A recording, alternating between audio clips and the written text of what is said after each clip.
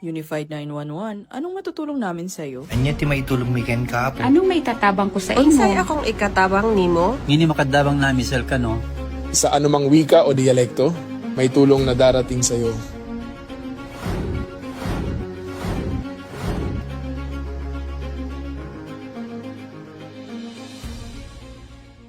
Lilingkod sa bawat Pilipino at magbibigay ng tamang impormasyon para sa tahimik at maayos na Pilipinas. Police News Network, alagad ng batas, tagapagtaguyod ng balitang pulis, sandigan ng mamamayan, patnubay ng katotohanan.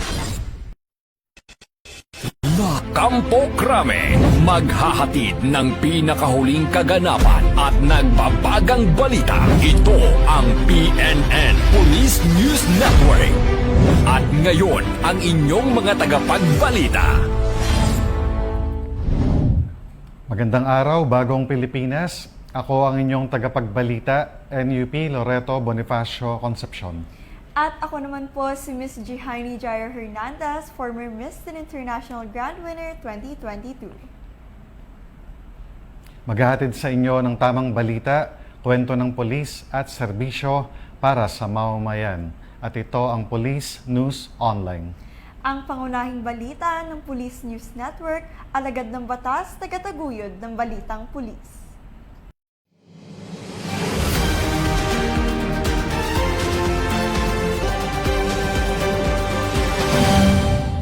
Narito ang mga balitang hatid ng ating PNN correspondents mula sa iba't ibang panig ng bansa.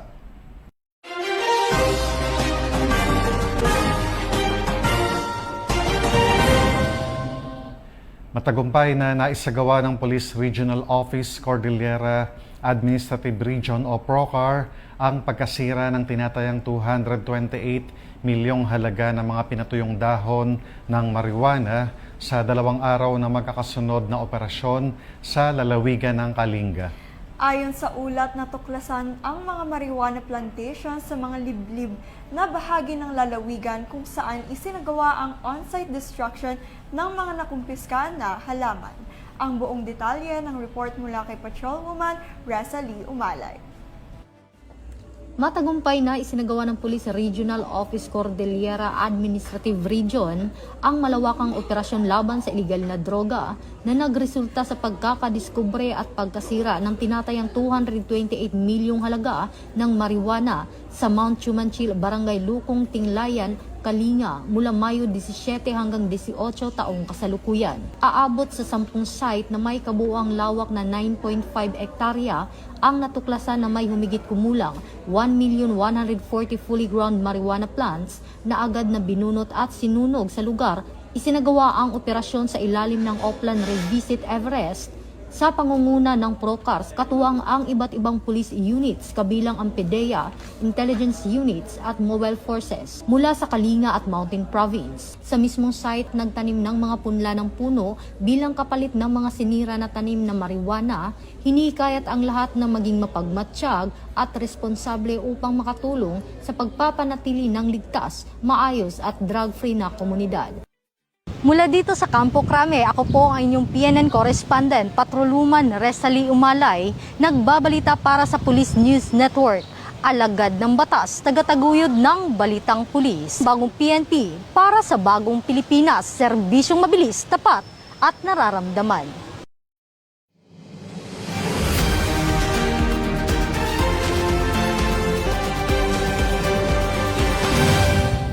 Maraming salamat, Patrolwoman Umalay. Nakumpiska ng mga operatiba ang mahigit 200,000 pisong halaga ng hinihinalang shabu mula sa isang street-level individual sa isinagawang anti-illegal drug operation sa Cebu City.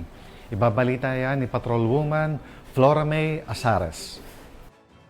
Arestado ang isang street-level individual matapos mahulihan ng pinaghihinalaang shabu sa isinagawang buy-bust operation ng mga operatiba sa sitio Istasyonan, Barangay Mabolo, Cebu City, nitong Mayo 17 ng taong kasalukuyan.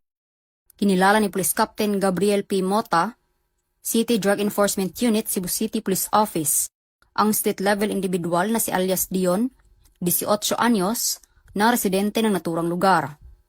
Dakong alas 6:35 ng gabi, nang isinagawa ang buy-bust operation ng mga operatiba na naging dahilan ng pagkaaresto sa suspect. Nakuha mula rito ang 10 pakete ng hinihinalang shabu na nasa 30 gramo at may standard drug price na 204,000 pesos. Bukod sa droga, nakuha din mula sa operasyon ng isang coin purse at buy-bust money. Mahaharap ang suspect sa kasong paglabag sa Section 5 at 11 ng RA 9165 ang Comprehensive Dangerous Drugs Act of 2002. Kaakibat ng layunin ng Philippine National Police sa ilalim ng programang Bagong PNP para sa Bagong Pilipinas, serbisyong mabilis, tapat at nararamdaman. Magpapatuloy ang mas pinaigting at tuloy-tuloy na anti-illegal drug operations sa buong Central Visayas upang ganap na masugpo ang pagkalat at operasyon ng iligal na droga sa mga komunidad. Mula dito sa Central Visayas, ako inyong Police News Network Correspondent, Patrolwoman Flora May Asares, alagad ng batas, tagataguyod ng Balitang Pulis.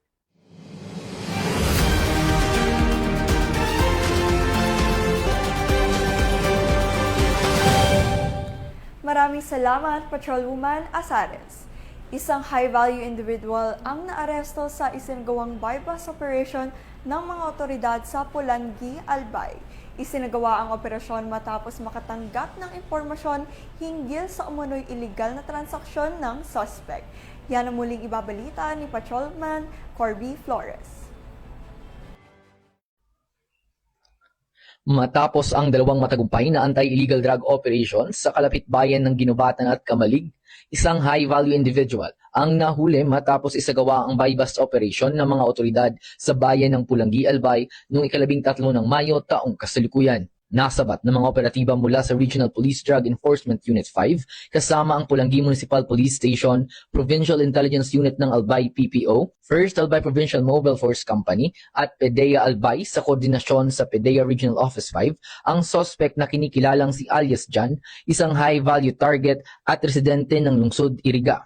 Matapos na makabili ang isang poser buyer ng illegal na droga mula sa suspect. Kasabay nito ang pagkakumpiska ng halos 1.7 milyong piso na halaga ng shabu. Ang nasabing tagumpay ay isinagawa sa kabila ng patuloy na mga gawaing nauugnay sa pagsubok dulot ng Bulkang Mayon, na nagpapakita ng tiyak na layunin ng kapulisan na sugpuin ang krimen at panagutin ang mga lumalabag sa batas. Patuloy naman ang kampanya laban sa pinagbabawal na gamot upang masiguro ang kaligtasan at kapakanan ng buong lalawigan dito sa Albay.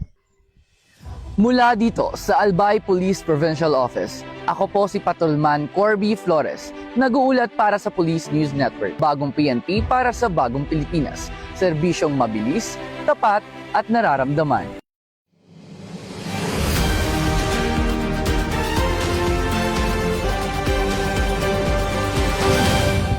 Maraming salamat, Patrolman Flores. Idinaos sa Kamkrame ang seremonya ng donning of ranks para kay Police Brigadier General Froilan B. Navarroza bilang bahagi ng formal na pagkilala sa kanyang bagong rango sa hanay ng Philippine National Police. Ibabalita yan ni Patrolman Don Brosas.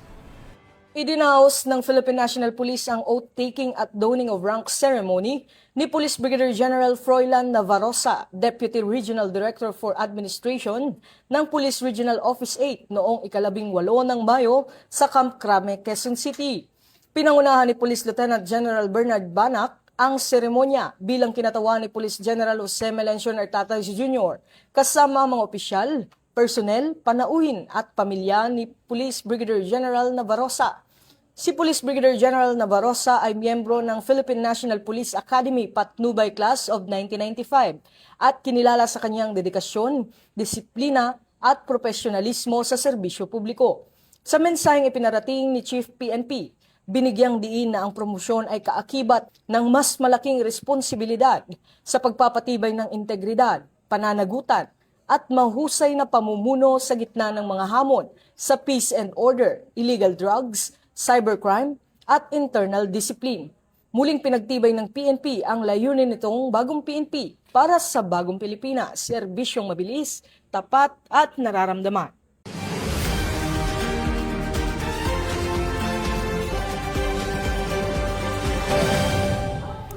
Maraming salamat, Patrolman Brosas. Nakumpiska ng mga operatiba ang tinatayang 3.8 milyong halaga ng illegal na pet products sa isinagawang operasyon ng mga otoridad sa lalawigan ng Bulacan. Yan ang muling ibabalita ni Patrolman Don Brosas. Nasabat ng Criminal Investigation and Detection Group ang mahigit 3.8 milyong pisong halaga ng umano'y unregistered pet foods at pet treats sa isang warehouse sa Marilao, Bulacan. Sa pinagsamang operasyon ng CIDG NCR Regional Field Unit, CIDG Bulacan Provincial Field Unit at mga lokal na pulis, 3 sospek ang naaresto matapos maaktuhang umano'y nag-iimbak at nagbebenta ng pet products na walang kaukulang rehistro at sertipikasyon mula sa Bureau of Animal Industry. Kabilang sa mga nakumpiska ang mahigit 456,000 sachets ng cat sticks, halos 38,000 lata ng assorted pet foods, 3,500 pakete ng meat paste at iba't ibang pet products na nakahanda ng i-deliver. Ang mga pet food products upang maiwasan ang panganib sa kalusugan ng mga alagang hayop.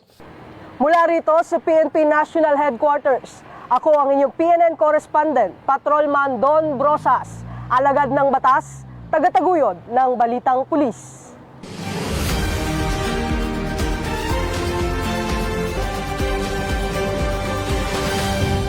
Maraming salamat, Patrolman Don Brosas. Isang 2 buwang gulang na sanggol ang matagumpay na nailigtas matapos ang agarang pagresponde ng mga otoridad sa Iligan City. Yan ang ibabalita ni Police Corporal Joel Subsuban. Isang 2 buwang gulang na sanggol ang naligtas matapos mabilis na rumispondi ang isang pulis sa Barangay Suarez noong Mayo 13, 2026. Kinilala ang pulis na si Patrolman James Michael Teves na naka-assign sa Iligan City Police Station 2. Ayon sa ulat, alas 12:58 na ng madaling araw habang naka-duty ang pulis sa kanilang police outpost sa Barangay Hall ng Suarez. Biglang huminto ang isang motorsiklo at humingi ng tulong ang ama ng sanggol. Bit-bit ang anak na hirap na huminga at halos hindi naggumagalaw matapos umanong mabulunan. Dahil sa kaalaman sa medical response, agad na sinuri ni Patrolman Teves ang kalagayan ng sanggol at kahit aminadong kinabahan dahil 2 buwan pa lamang ang sanggol na ito. So ako itong gikuha ang bata. Ako siyang gipakulob. Ay recovery position and ako siyang gibakblos kadagan. Antod sa wala ko kabalo pila to kabakblos around 12:58 to. Naumlay siya kadagan then hilak. So mutoy ako ang sign nga naka-recover na gid ang bata. Salamat Lord. Dahil sa mabilis na pag-iisip at dedikasyon sa pagliligtas ng buhay, naagapan ang posibleng trahedya. Agad na dinala ng Barangay Suarez Medical Response Team at rescuers ang sanggol sa pinakamalapit na hospital. Mula dito sa Campo Alagar, ako po ang inyong Police News Network correspondent mula sa Regional Public Information Office ng Police Regional Office 10, Corporal Joel Lazaro Subsuban, alagad ng batas, tagataguyod ng Balitang Pulis.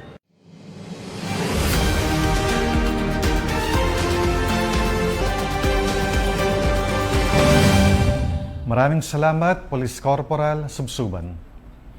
At yan ang mga balitang nakalap ng ating PNN correspondents mula Luzon, Visayas at Mindanao. Para sa mas malawak at mabilis na ulat ng mga balita, huwag kalimutang mag-like, follow, and share sa aming official social media accounts ng Police News Network. Tutok lang sa aming YouTube channel para sa mga live stream at replays at i-follow kami sa X account para sa mga real-time updates at Facebook account ng Police News Network. Manatiling mapagmatyag at laging alam ang totoo. Sa ngalan ng pamunuan ng Philippine National Police, sa pangunguna ni Chief PNP, Police General Jose Melencio Nartates Jr. at sa pamumuno ni President Ferdinand Bongbong Marcos Jr., kami ay maglilingkod sa bawat Pilipino at magbibigay ng tama at balanseng balita. At bago po tayo magtapos, gusto ko pong magpasalamat muli sa ating mga masusugid na manonood ng Police News Network at syempre pa sa ating special guest co-host ngayong umaga na walang iba kundi si Ms. Jaira Hernandez. At malugod po naming binabati ng happy promotion ang aming former Deputy ICBD dito po sa PKG na walang iba kundi si Police Colonel Maria Delia M. Pedrazuela, Ma'am. Congratulations, Ma'am Pedra! Mula rito sa tanggapan ng tagapag-ugnay ng Pambansang Pulisya, kami po ang inyong tagapagbalita. Ako po si NUP Loreto Bonifacio Concepcion. At ako naman po si Miss Jihaini Jairo Hernandez, former Miss International Grand Winner 2022. Maghahatid ng tamang balita, kwento ng polis at serbisyo para sa mamamayan. At ito ang PNP News Online. Ang pangunahing balita ng Police News Network. At ito ang bagong PNP para sa bagong Pilipinas, serbisyong mabilis, tapat at nararamdaman.